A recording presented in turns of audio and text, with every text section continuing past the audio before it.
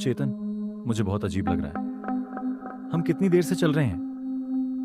गांव की सीमा काफी पीछे छूट चुकी है, लेकिन हवेली का रास्ता खत्म होने का नाम ही नहीं ले रहा। टॉर्च की रोशनी में भी रास्ता ठीक से दिखाई नहीं दे रहा। चारों तरफ इतना घना जंगल है कि दिन में भी यहां रोशनी नहीं पहुंचती होगी। हवा में एक अजीब सी ठंडक है। ये मौसम की ठंडक नहीं है। ऐसा लग रहा है जैसे कोई चुपचाप हमारे पीछे पीछे चल रहा है। गांव के रामदीन काका ने साफ कहा था कि इस पगडंडी पर रात को कदम मत रखना। हमें उनकी बात मान लेनी चाहिए थी। तुम बात बात पर घबराने लगते हो राहुल। हम जंगल के बीच से गुजर रहे हैं। रात के समय जंगल में अंधेरा होना कोई अजीब बात नहीं है। रही बात हवा की ठंडक की, तो पहाड़ी इलाकों में रात को तापमान अचानक गिर जाता है। घने पेड़ों की वजह से हवा में नमी बढ़ जाती है। हमारे पीछे कोई नहीं चल रहा है। वो सिर्फ हमारे अपने जूतों की आवाज है जो इस सन्नाटे में गूंज रही है। रामदीन काका जैसे बुजुर्ग गांव की पुरानी कहानियों को बढ़ा चढ़ाकर सुनाने के आदी होते हैं। अपने मन के डर को काबू में रखो और ध्यान से सीधे चलते रहो। तुम हर बात को इतनी आसानी से टाल क्यों देते हो चेतन? क्या तुम्हें इस हवा में एक अजीब सी सिसधन महसूस नहीं हो रही? यह सूखे पत्तों की गंध नहीं है। यह ऐसी बदबू है जैसे कोई पुरानी चीज सदियों से मिट्टी के नीचे सडेच रही हो। और जरा इस पगडंडी की मिट्टी को देखो। गांव के पास की मिट्टी पीली थी, लेकिन यहाँ की मिट्टी अचानक बिल्कुल काली और लाल हो गई है। पगडंडी के किनारे जो ये पुराना टूटा हुआ पत्थर गड्ढा है, उस पर बने ये अजीब निशान देखो। ये कोई साधारण पत्थर नहीं लगता। ऐसा लगता है जैसे इस पर कोई प्राचीन संकेत उकेरा गया हो। राहुल, तुम हर छोटी चीज में रहस्य ढूंढने लगते हो। जंगल में सड़ते हुए पत्तों, जड़ी बूटियों और रुके हुए पानी की वजह से ऐसी गंध आना बहुत आम बात है। मिट्टी का रंग अलग अलग इलाकों में बदलता रहता है। पहाड़ी धरातल पर खनिजों की मात्रा अलग होती है, इसलिए मिट्टी का रंग काला या लाल दिख रहा है। और ये पत्थर किसी जमाने का सीमा चिन्ह हो सकता है। पुराने समय में जमींदार अपनी सीमाओं को तय करने के लिए पत्थरों पर ऐसे निशान बनवाते थे। तुम हर चीज को भूत प्रेत से जोड़कर अपना और मेरा वक्त खराब कर रहे हो। ठीक है, मान लिया कि मिट्टी का रंग खनिजों की वजह से बदला है, लेकिन उस आवाज का क्या करोगे जो अभी कुछ देर पहले आई थी? क्या तुमने वह आवाज नहीं सुनी? वह हवा की सरसराहट बिल्कुल नहीं थी। वह ऐसा लगा जैसे कोई लोहे की बहुत भारी और जंग लगी जंजीर को इस मिट्टी पर घसीट रहा हो। वह आवाज कुछ सेकंड तक आई और फिर अचानक बंद हो गई। हवा कभी लोहे के टकराने जैसी आवाज नहीं करती चेतन। और इस कोहरे को देखो। 2 मिनट पहले तक रास्ता साफ था, अब अचानक इतना घना कोहरा आ गया है कि टॉर्च की रोशनी भी आगे नहीं जा पा रही। हवा की आवाज के कई रूप होते हैं राहुल। जब तेज हवा पहाड़ की संकरी दरारों और सूखे बांसों के तनों से होकर गुजरती है, तो वैसी ही सीटी जैसी या घर्षण की आवाज पैदा होती है।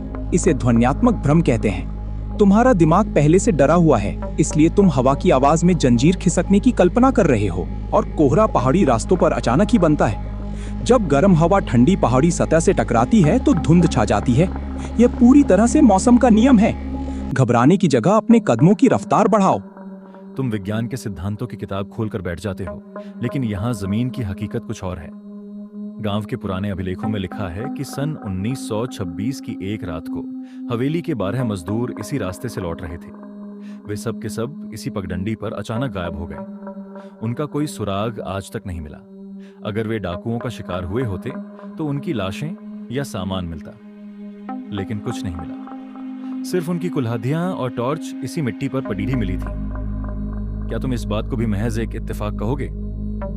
100 साल पुरानी कहानियां समय के साथ बदल जाती हैं राहुल। मजदूरों के गायब होने की कई वजहें हो सकती हैं। उस जमाने में यहाँ घने दलदल और गहरी खाइयां हुआ करती थीं। रात के अंधेरे में वे किसी दलदल में धंस गए होंगे। उनका सामान ऊपर ही छूट गया होगा। लोगों ने उस दर्दनाक हादसे को अभिशाप की कहानी बना दिया ताकि कोई रात के समय जंगल में न भटके। इतिहास को समझो, अफवाहों पर यकीन मत करो। हमें हवेली की पुरानी वास्तुकला की खोज करनी है और उसके लिए हमें इस रास्ते को पार करना ही होगा। चेतन, अपनी कलाई घड्डी की तरफ देखो। क्या तुम्हारी घड्डी चल रही है?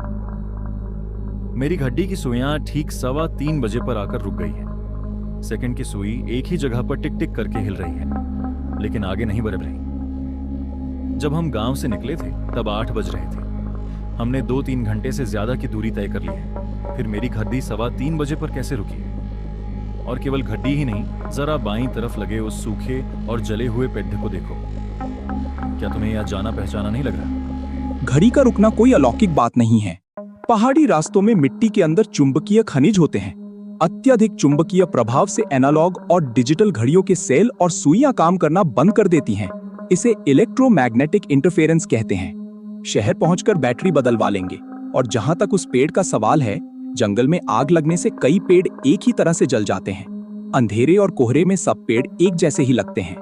तुम अपने डर के कारण एक ही चीज को बार बार देखने का भ्रम पाल रहे हो। नहीं चेतन, ये महज भ्रम नहीं है। उस जले हुए पेड्डा के तने पर 3 सीधे कट के निशान हैं। मैंने पहली बार जब इसे पार किया था तब भी ये 3 निशान देखे थे। फिर आधे घंटे बाद जब हमने मुद्दा कर देखा तब भी यही पेड्डा सामने आया। और अब तीसरी बार फिर से वही पैदाइश हमारे सामने खड़ा है। इसका क्या मतलब है? इसका साफ मतलब है कि हम आगे बढ़ एज ही नहीं रहे हैं। हम पिछले 2-3 घंटे से एक ही गोल घेरे में चक्कर काट रहे हैं। यह पगडंडी हमें हवेली की तरफ जाने ही नहीं दे रही। इसे मनोवैज्ञानिक भाषा में लॉस्ट इन द वुड्स कहते हैं। जब इंसान अंधेरे में और कोहरे के बीच बिना किसी निश्चित बिंदु के चलता है तो उसका एक पैर स्वाभाविक रूप से दूसरे पैर से थोड़ा लंबा कदम लेता है। इससे इंसान बिना जाने एक बहुत बड़ा गोल दायरा बनाने लगता है। वो समझता है कि वो सीधा चल रहा है, लेकिन वो असल में गोल घूम रहा होता है। यही वजह है कि हमें वही पेड़ दोबारा दिख रहा है। हमें बस अपने दिशा सूचक यंत्र पर ध्यान देना है और सीधे चलना है। तुम हर खौफनाक चीज को एक नया वैज्ञानिक नाम दे देते हो चेतन। लेकिन मुझे एक बात बताओ, इस पगडंडी पर हमारे जूतों के अलावा ये दूसरे निशान किसके हैं? अपनी टॉर्च की रोशनी नीचे मिट्टी पर डालो। ये निशान किसी जूते के नहीं हैं। ये ऐसे लग रहे हैं जैसे किसी भारी चीज को या किसी इंसान को पांवों से पकड़ ढाकर इस पगडंडी पर घसीटा गया हो। और ये निशान अभी बिल्कुल ताजा है। अगर यहाँ हाल ही में कोई नहीं गुजरा तो मिट्टी पर यह ताजा घसीट के निशान कहां से आए? जंगल में शिकारी जानवर होते हैं राहुल। क्या तुमने कभी तेंदुए या लक्कड़बग्घे को अपना शिकार ले जाते देखा है? जब कोई जानवर अपने शिकार को पकड़कर घसीटते हुए अपनी मांग की तरफ ले जाता है तो मिट्टी पर बिल्कुल ऐसे ही निशान बनते हैं। तुम हर निशान को हवेली के किसी खौफनाक राज से क्यों जोड़ रहे हो? ये जंगल का स्वाभाविक जीवन है। जानवर अपना भोजन ले गए होंगे। हमें इन निशानों पर ध्यान देने की बजाय अपने रास्ते पर ध्यान देना चाहिए। ठीक है, जानवर की बात भी मान लेता हूं। लेकिन चेतन, हमारे इस तीसरे साथी विक्रम के बारे में तुम्हारा क्या कहना है? जब से हमने गांव से इस पगडंडी पर कदम रखा है, क्या तुमने विक्रम की आवाज सुनी है?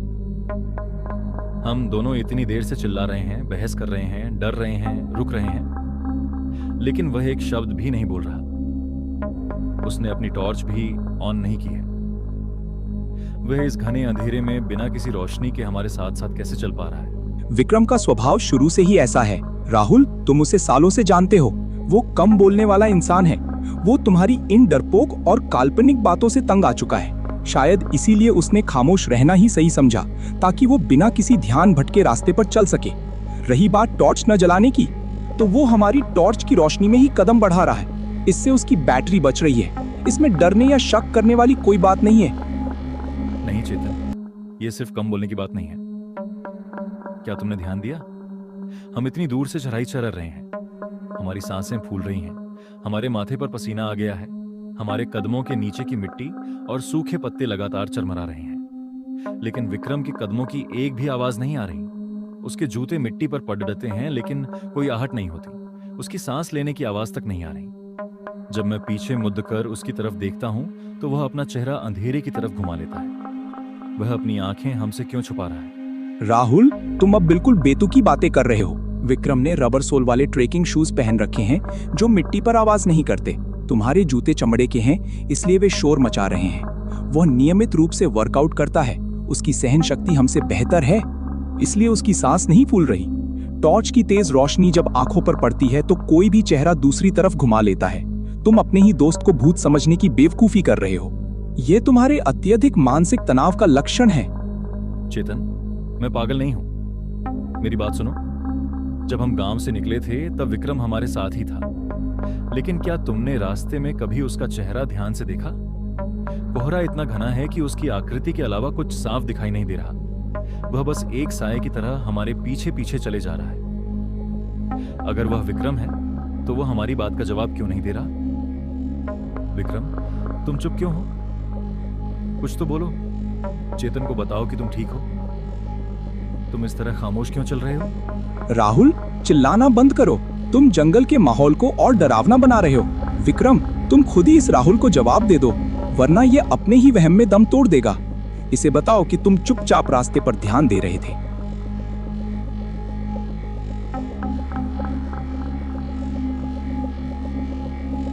तुम दोनों कितनी देर से इस सुनसान पगडंडी पर चल रहे हो?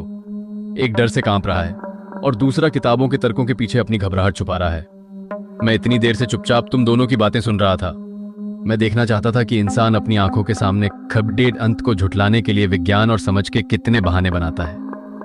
चेतन, तुम कह रहे थे कि यह कोहरा पहाड़ी नमी है, ये बदबू साबड़ते पत्तों की है, ये जंजीरों की आवाज हवा का घर्षण है और ये निशान जानवरों के हैं।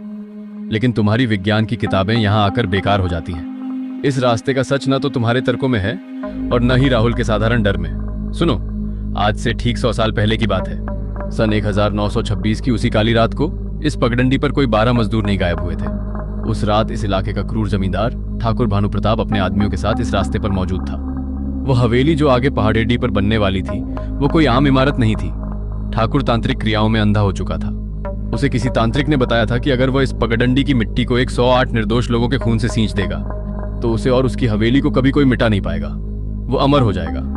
ठाकुर हर अमावस्या की रात को दूर दूर से आने वाले राहगीरों और यात्रियों को इसी पगडंडी पर धोखे से लाता था। उसने 105 लोगों की बलियां इसी रास्ते की मिट्टी पर दी थी। वे लोग चीखते थे, गिड़गिड़ाते थे, लेकिन ठाकुर की तलवार नहीं रुकती थी। उसने उन 105 लोगों के शवों को इसी पगडंडी के किनारे दफना दिया था। इसीलिए यहाँ की मिट्टी का रंग आज भी लाल और काला है और हवा में सवेडन की बदबू आती है। लेकिन 106वीं बलि की रात गांव के लोगों को इस खौफनाक कांड का पता चल गया। गांव वालों ने कुल्हाड़ियों और मशालों के साथ इस पूरे रास्ते को घेर लिया। ठाकुर और उसके आदमी भागने की कोशिश करने लगे, लेकिन गांव वालों ने उन्हें इसी पगडंडी पर पक्का डेढ़ लिया। गांव वालों ने ठाकुर को उसी जले हुए शीशम के पैंदरिया से बांध दिया और जिंदा जला दिया। उस रात ठाकुर जब जल रहा था तो 3:15 बजे उसकी आखिरी सांस निकली। मरते मरते उसने अपनी जलती हुई उंगलियों से इसी पगडंडी के पत्थर पर एक भयानक अभिशाप लिखा था। उसने कहा था, यह रास्ता कभी खत्म नहीं होगा। जो भी रात के समय हवेली की तलाश में इस पगडंडी पर कदम रखेगा वो इसी चक्कर में फंसकर रह जाएगा। जब तक मेरी 108 बलियां पूरी नहीं होंगी, इस रास्ते पर कभी सुबह का सूरज नहीं उगेगा। राहुल, तुम्हारी घड़ी हवा 3 बजे पर इसलिए रुकी है क्योंकि 100 साल पहले उसी 3:15 बजे ठाकुर की सांस टूटी थी। तब से इस अभिशप्त रास्ते पर 3:15 ही बजे हैं। यहाँ समय हमेशा के लिए जम चुका है। और चेतन, तुम जिस जले हुए शीशम के पेड़ को बार बार देख रहे थे, वो वही पेड़ है जिस पर ठाकुर को जलाया गया था। तुम आगे बढ़ ही नहीं रहे हो। ये पगडंडी तुम्हें आगे जाने ही नहीं देगी। तुम एक ही जगह पर गोल गोल घूम रहे हो। और तुम दोनों पूछ रहे थे कि मैं कौन हूं। मैं इतने अंधेरे में बिना टॉर्च के कैसे चल रहा हूं? मेरे कदमों की आवाज क्यों नहीं आ रही और मैं अपना चेहरा क्यों छुपा रहा हूं? क्योंकि मैं विक्रम नहीं हूं। विक्रम तो गांव की सीमा पार करने से पहले ही डरकर वापस लौट गया था। मैं उस 105वीं बलि का वो अभागा राहगीर हूं जिसे 100 साल पहले इसी पगडंडी पे काटा गया था। मैं 100 साल से इस रास्ते पर भटक रहा हूं और नए मुसाफिरों का इंतजार कर रहा हूं। ठाकुर का अभिशाप पूरा होने में 3 बलियां कम थी। 105 के बाद गिनती रुकी हुई थी। 100 साल से यह पगडंडी 3 नए लोगों का इंतजार कर रही थी ताकि 108 की गिनती पूरी हो सके। आज वही 100 साल पुरानी अमावस्या की रात है और 3 लोग इस रास्ते पर एक साथ चल रहे हैं। 2 तुम दोनों और तीसरा मैं। अब पीछे मुड़ कर देखो चेतन, तुम्हारा गांव गायब हो चुका है। आगे देखो राहुल, हवेली कहीं नहीं है। अब सिर्फ ये अनंत रास्ता है, ये घना कोहरा है और हम तीनों